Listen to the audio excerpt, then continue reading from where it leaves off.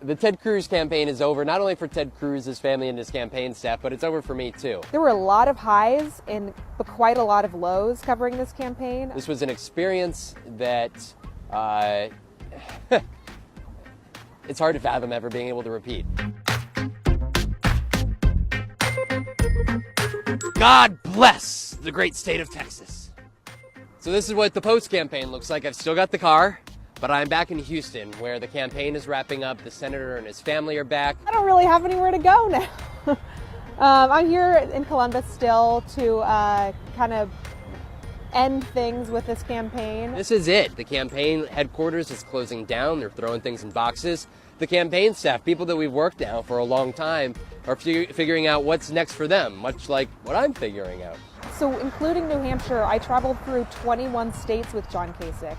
I was actually probably with him, physically with him, covering him more than pretty much most other journalists in the entire country through this entire campaign. The night of the Indiana election, when Ted Cruz started addressing the crowd and really began alluding to the fact that he was going to be dropping out and suspending this campaign and that he didn't see that there was a viable path forward, the crowd literally just started chanting no. We are suspending our campaign. It was shocked because it wasn't fully expected.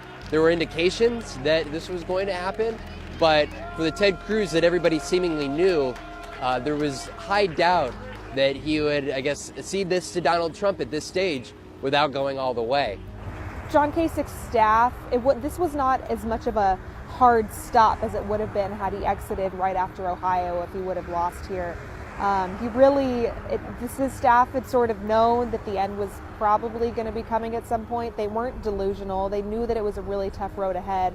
And when it became really, really clear that it was just impossible to move forward. We are, as human beings, kind of hardwired to want to give someone else a lift, give someone else an opportunity.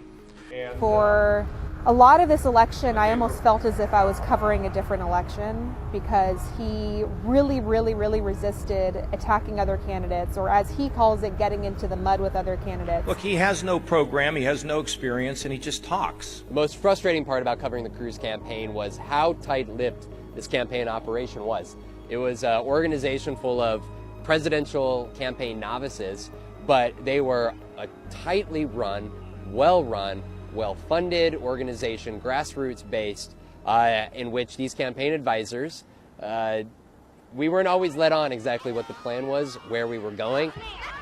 I think there's frankly a lot I'm going to miss about covering the Kasich campaign. I was able to go from county to county, from Dubuque County to Pocahontas County in Iowa, all across New Hampshire, all across South Carolina, to Wisconsin, to California, Idaho, Florida, Wisconsin.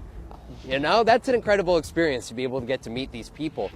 We were able to kind of get to know him in a way that I don't think people covering bigger candidates are really able for that to happen. I mean, he had a nickname for me before he learned my real name. He used to call me Tina Fey because I have glasses like hers and I work for NBC, and then he finally figured out what my name was. This was back in New Hampshire. Dude, this sucks, man. I'm sorry. Like, it really does. It's over. Like, it's...